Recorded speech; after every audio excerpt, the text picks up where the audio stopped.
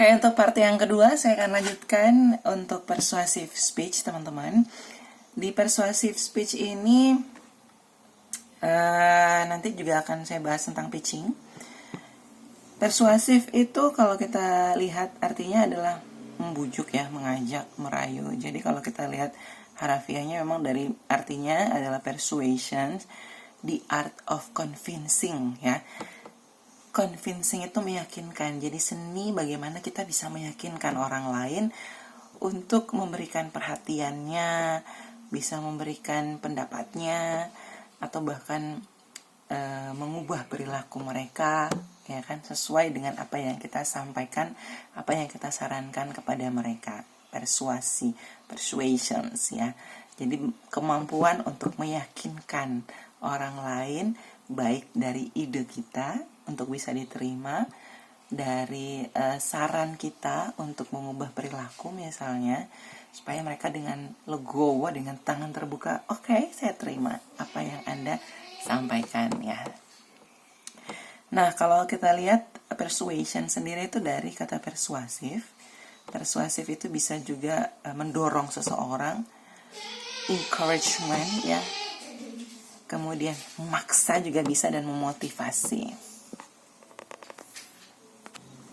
Jadi di sini persuasive speech is to get your audience to accept an idea, adopt a positions, agree with the value, change an attitude, bahkan engage in whatever actions you are promoting in your speech ya.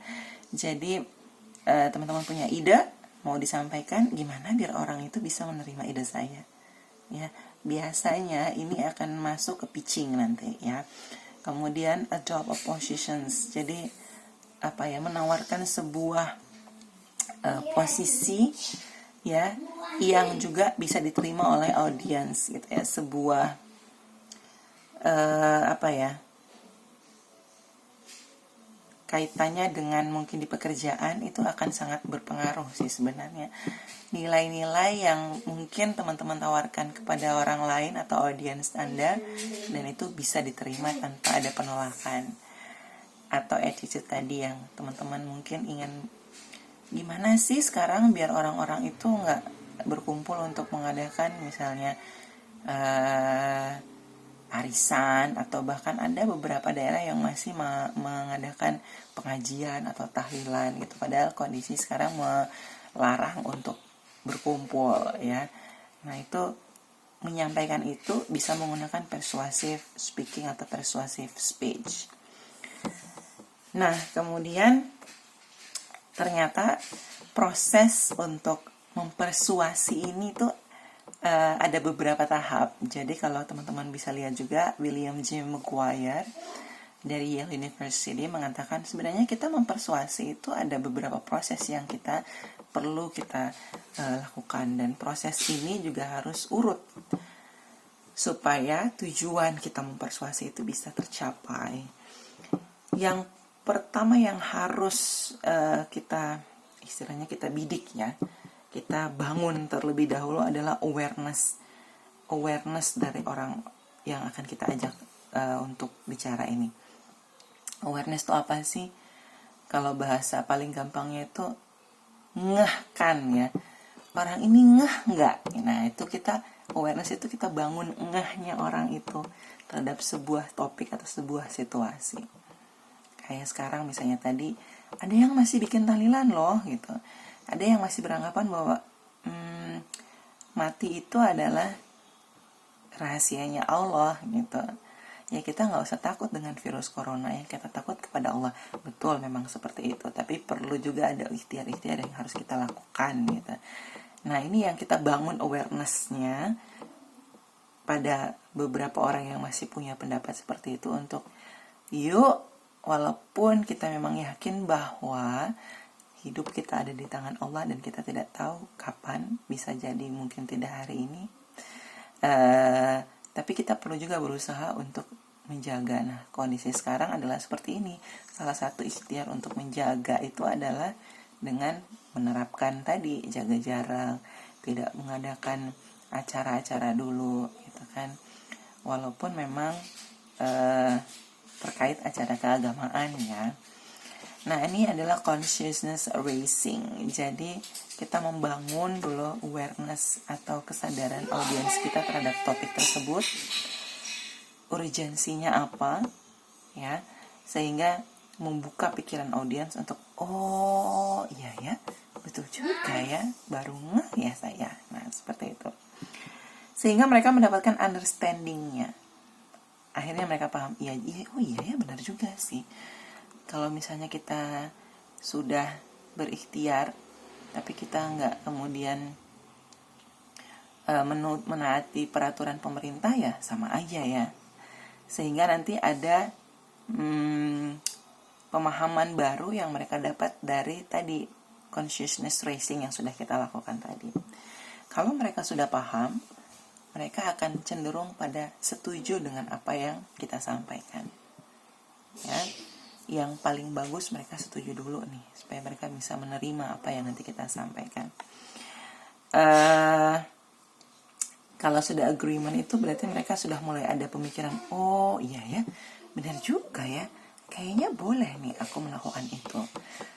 Yang nanti akan memunculkan perilaku untuk mengubah sikap atau mengubah pemikiran, cara pandang yang sebelumnya mungkin belum ngeh tadi ya. Jadi akan muncul enactment. Ini lebih pada actionnya, untuk berpikir kemudian setelah menerima apa pemahaman yang sudah dimasukkan ke mereka. Kemudian baru akan terintegrasi dalam perilaku sehari-hari. Jadi integration of new attitudes and commitments. Setelah memang benar ya, ternyata kalau memang sudah kita yakin bahwa hidup kita ini adalah Allah yang punya kuasa, maka kita juga harus berikhtiar nih.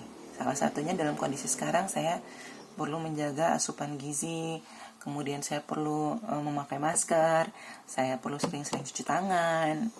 Itu adalah bentuk ikhtiar kita, sehingga kita yakin, memang kita yakin Allah yang tahu hidup kita sampai kapan, tapi ikhtiarnya adalah seperti ini. Itu yang kemudian masuk terintegrasi dalam pemikiran mereka, perilaku mereka juga akan melakukan hal yang sama. Jadi prosesnya akan seperti ini. Jadi nggak bisa kita langsung, mungkin bisa kita langsung mengajak untuk ayo cuci tangan dulu gitu, tanpa kita jelaskan kenapa kita perlu cuci tangan.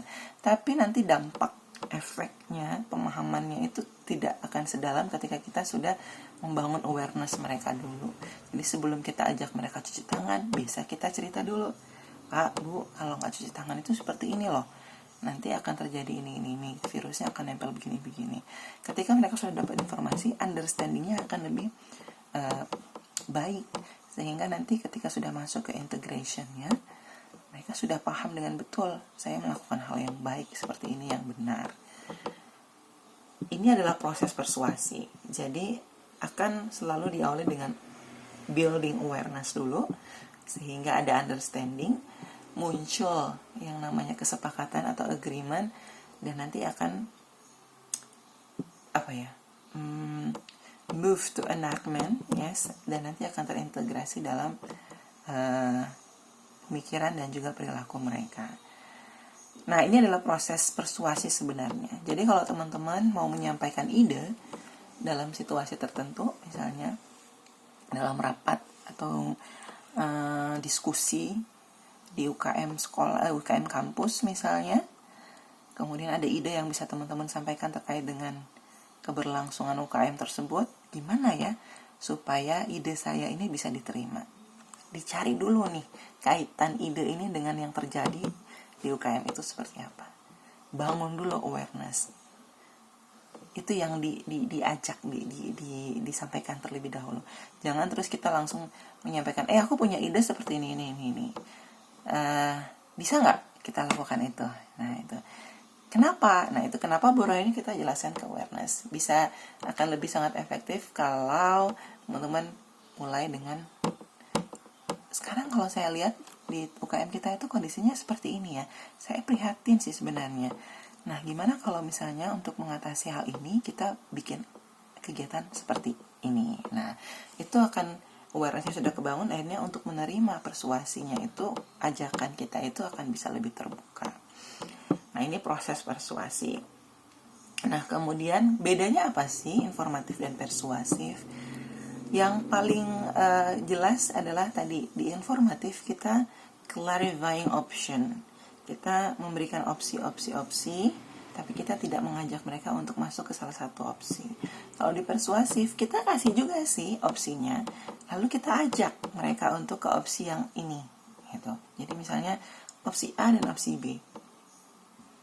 Lalu teman-teman mengatakan dari dua opsi ini yang paling baik adalah opsi A. Kenapa? Karena opsi A bla bla bla bla bla bla. Sementara opsi B begini gini. Jadi sebaiknya kita ke opsi A aja. Itu akan persuasi nanti yang dipakai. Provide information to enlighten the listeners. Jadi kalau pro informatif kita hanya untuk menambah pemahaman atau menambah keilmuan dari audience. Nah, kalau di persuasif, provide information to justify their recommendations. Jadi kita memberikan enlightenment, kita memberikan pencerahan kepada audiens, tapi dalam rangka mengajak juga untuk masuk dalam satu pilihan. Jadi ada tujuan yang lebih dalam ke sana. Seperti itu ya. Dan harus ada komitmen kalau di persuasif. Jadi komitmen antara speaker dan audiens itu sangat besar. Jadi kita membutuhkan, speaker ini membutuhkan komitmen dari audiens itu untuk yuk sama-sama yuk gitu. Ini adalah perbedaan karakteristiknya. Jadi yang pasti dalam informatif tidak mesti ada persuasif, tetapi di persuasif pasti akan ada informatif. That's the difference ya. Karakternya akan seperti itu berbedanya. Jadi kalau misalnya contoh lain untuk persuasif, kalau teman-teman misalnya lihat nasabah di bank ya, datang kemudian ketemu dengan CS-nya, nah itu biasanya yang akan terjadi nanti adalah persuasive speaking. Karena misalnya menawarkan produk-produk, biasanya akan dipakai juga oleh marketing, sales, itu menggunakan persuasive speaking. Sehingga tadi membangun awareness, kita memberitahu benefit produk terlebih dahulu sebelum kita mengajak orang-orang untuk membeli. Sehingga speakernya harus paham dengan betul product knowledge dari apa yang akan kita berikan kepada audience untuk bisa dipilih itu tadi. Yang biasanya dipakai juga untuk persuasif itu banyak ya. Jadi orang tua pun juga harus mampu sih, karena nanti dalam waktu-waktu tertentu dia akan bisa juga mempraktekkan persuasive speaking pada anak-anaknya. Tidak hanya sekedar informative speaking. Nah, kemudian ada tadi yang saya bilang pitching. Pitching ini nanti teman-teman juga mungkin di semester berikutnya akan berhadapan dengan pitching presentations. Sebenarnya pitching itu apa sih? Delivering your idea, sebenarnya menyampaikan ide kita yang dengan harapan orang lain bisa menerima, mau menerima. Kelihatannya gampang, tapi ternyata tidak semudah itu ya. Kendalanya bisa jadi kita tidak mampu menyampaikan ide kita dengan baik sehingga audiens belum mau menerima ide-ide kita itu. Ya, jadi cara kita menyampaikan itu juga cukup pasti menentukan penerimaan dari audiens terhadap apa yang kita sampaikan. Walaupun itu hanya sebuah ide, masih sebuah ide. Contoh misalnya teman-teman mau makan siang dengan teman segeng. Lagi pengen makan bakso. Bagaimana untuk meyakinkan teman-teman segeng itu untuk yuk kita makan bakso aja daripada makan yang lain. Ini adalah contoh-contoh kecil yang bisa teman-teman praktekkan, aplikasikan untuk mengasah kemampuan untuk mempersuasi lingkungan sekitar. Deliver your idea to be considered by other people, itu pengertian sederhana dari pitching yang nanti juga bisa teman-teman akan gunakan dalam presentasi pitching. Kalau kan teman mau mencari klien untuk project tertentu, maka akan melakukan pitching presentations. Kemudian teman-teman misalnya punya project-project kemanusiaan tertentu, mencari donor, fund, dana ya, sponsor, itu pitching presentationnya harus baik. Lalu ada tipe yang berikutnya adalah elevator pitch. Ini juga nanti saya akan jelaskan. Tapi yang pertama ada pitching presentations. Jadi pitching presentation itu bedanya apa sih sama presentasi lain? Lebih pada tadi tujuan persuasi itu tadi. Ada tujuan tertentu yang akan diraih dari pitching presentations. Kalau di pitching presentations, teman-teman akan langsung to the point. Apa sih maksud dari presentasi ini? Saya akan memaparkan project yang bisa mendapatkan keuntungan besar dari kerjasama kami dengan pihak Anda misalnya. Ya, nah itu nanti teman-teman to the point aja, jadi tidak gelambiar menjelaskan fenomena yang banyak, enggak, tapi langsung pada topik poin yang nanti teman-teman mau sampaikan. Jadi project ini adalah berkaitan dengan A. Kenapa project ini menjadi penting? Itu perlu disampaikan. Apa manfaat kepada kedua belah pihak, dari kami dan di pihak Bapak, di pihak Anda. Kemudian dampaknya secara luas pun juga bisa Anda tambahkan. Kemudian apa yang teman-teman harapkan dari kerjasama pitching antara pihak Anda dengan pihak orang tersebut, itu disampaikan. Yang pasti keuntungan itu juga harus wajib disampaikan, sehingga pihak dari pihak kedua ini akan melihat keuntungan. Oh, saya ACC untuk bisa menerima project atau bekerja sama dengan project ini karena saya juga mendapat benefit tertentu yang juga bermanfaat untuk mereka. Nah, itu yang wajib untuk Anda tampilkan di situ di presentasi. Jadi pitching sebenarnya lebih lingkupnya lebih kecil, yang dijelaskan lebih rinci, lebih mengerucut, dan itu akan punya tujuan yang lebih jauh, hanya sekedar bukan hanya sekedar menginformasi, tetapi ada tujuan lebih jauh yang ingin diraih dari presentasi tersebut. Itu pitching presentation ya. Kemudian ada elevator pitch. Ini saya tambahkan sedikit karena saya rasa ini juga boleh teman-teman pelajari dan nanti bisa mempraktekkan. Elevator pitch ini pernah disampaikan oleh Prabu Revolusi bahwa proses pitching yang teman-teman lakukan tetapi dalam kurun waktu yang singkat. Jadi public speaking itu ada yang istilahnya memperpanjang bicara, ada yang mempersingkat bicara. Memperpanjang bicara ini seperti teman-teman kalau dalam seminar, menjelaskan sebuah topik dengan panjang lebar, menjelaskan secara rinci dengan waktu yang panjang ya. Tetapi kalau mempersingkat, ini contohnya tadi kayak misalnya impromptu speech atau ini pitching, elevator pitch. Elevator pitch ini kenapa dipakai istilah elevator? Karena ibaratnya kalau kita ketemu dengan seseorang yang mau kita pendekatan untuk bisa jadi dosen, bisa jadi mungkin bos di tempat bekerja atau supervisor, mereka yang di atas jabatan di atas kita, yang kita punya ide, kita ingin menyampaikan, dan waktu kita tidak banyak karena waktu mereka untuk mendengarkan kita berbicara tidak panjang. Kayak kita kalau naik lift, waktu dalam lift itu kan cuma sebentar, mungkin 1-2 menit saja. Bagaimana dalam waktu singkat itu teman-teman bisa menyampaikan ide itu dan akhirnya considered by them to think about gitu. Mereka oh iya juga ya, boleh nih, ada dalam pemikiran mereka, idenya oke juga nih, bisa nih kita lakukan ide ini. Nah, ini elevator pitch, sehingga durasi waktu kita tidak panjang, kemudian kita harus membuat ini dalam waktu yang singkat, konten kita harus disampaikan dengan ringkas. Jadi konten kita full of ideas, semua gagasan langsung kita sampaikan di situ. Nah, elevator pitch ini biasanya hanya maksimal 6 kalimat dalam 1 atau 2 menit. Ya, itu yang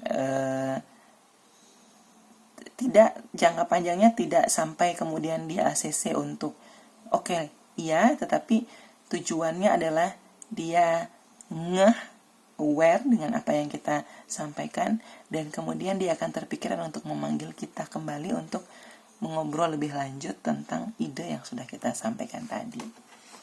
Seperti itu ya, itu elevator pitch yang tujuannya juga kita menyampaikan ide supaya ide kita bisa diterima dengan